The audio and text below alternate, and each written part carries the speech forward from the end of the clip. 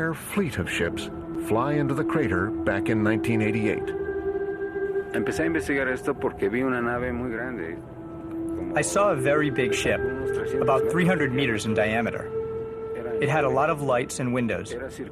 It spun on its center, then advanced towards the volcano.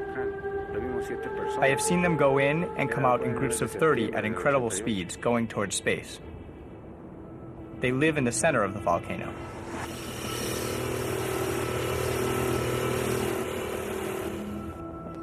Back in 2000, Ramirez was studying a stone formation near the volcano that he thinks is some sort of ancient astronomy textbook, when something caught his attention. Estaba yo aquí en esta piedra, haciendo observaciones con el cerro Tlapaltepec. I was here at the rock, making observations of Popo. I set up my camera, and then I saw a flash, and I wondered, why am I seeing a flash from the mountain? What Ramirez eventually records appears to be an object that hovers over the distant mountain. Tal vez más adelante. I looked up, and there was a UFO up in the clouds. I thought that they were trying to communicate with me. It remains aloft for nearly 2 minutes before disappearing behind the peak. What does our professional wet blanket, Tom Callan, think of this intriguing object? The volcano video. That, to me, looks very much like a zoomed-in image that, for all intents and purposes, is probably a large bird. And if you look at it, it appears to be flapping at the same time, as if there are, extensions on it that are flapping, and that's something that I wouldn't expect in some kind of a, extraterrestrial vehicle of any kind either. Of course, not all unidentified flying objects are simply cases of mistaken identity. Some appear suspiciously like cheap old special effects, or the occasional pie tin tossed into the sky. Enough with the video evidence. What about close encounters of the second kind? The cases where the UFO reportedly leaves actual physical evidence behind. We'll be looking at the footprints of a supposed UFO and asking what on earth could have made them. In September 2004, a series of rings appeared on a small, isolated patch of land near Guadalajara. The landowner called in architect and UFO researcher Daniel Dominguez and his team to investigate.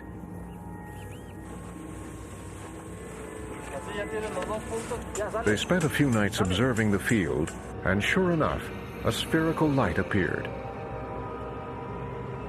It passed directly over us, and its intensity of light went up. Then the light got lower, and it continued its trajectory. Dominguez claims that the light made changes in the grass that no man-made object could cause. For 4 weeks, they've been mapping out the circles and measuring their growth.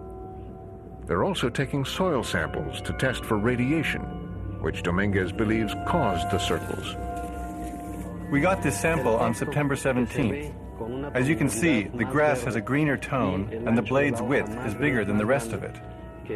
And this shows us that it was subjected to this radiation. From the evidence we've gotten, I'm inclined to think that these circles are products of a light energy that is produced by an object that comes from further away than the stars. But Dr. Laura Guzman thinks the answer may be really down to earth. She is a mycologist at the University of Guadalajara, Mexico's first lady of fungus, so to speak.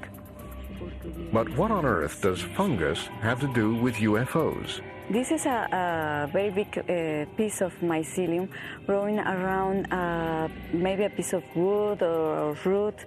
Eureka! Fungal mycelium. Why should we care? Because mycelium grows outward from a central point in rings, often called fairy rings. Some fungi will create a ring of dead grass, but others will actually fertilize the grass and cause it to be greener and lusher in the circle than in the surrounding area, especially if it's being fed by rotting organic matter like dead tree roots. These pieces of wood stimulate the growth of the fungi, And that's why sometimes there are many fairy rings growing, because there are wood under the soil. In my scientific opinion, I think that the thing that causes the fairy rings is a fungus, and there is no another explanation. But there are actually many thousands of fungi found in soil, and only 50 are known to cause the rings. To confirm that this is a fungus responsible for fairy rings, Dr. Guzman takes the sample back to her lab and puts it under the microscope. She looks for a telltale sign, a small protrusion on individual fungal cells, and confirms her suspicions. The fairy rings that we saw today were formed by fungi. What about Dominguez's claim that these rings were caused by radiation from the UFO? Dr. Guzman had the sample tested and found no elevated levels of any radiation.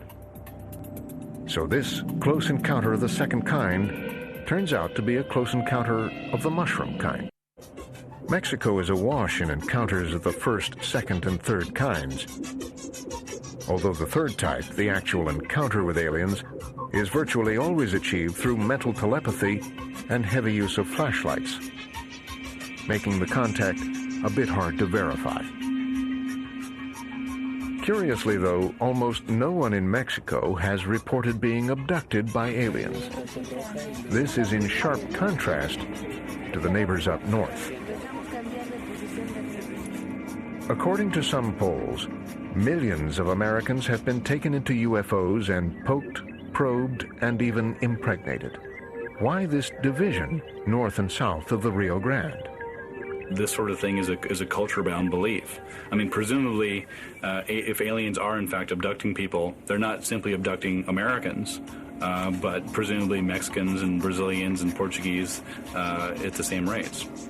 I'd be the happiest person in the world if someone would say that this really isn't happening, this is some kind of who knows what, and I'd be very happy, but unfortunately I've been involved for so long.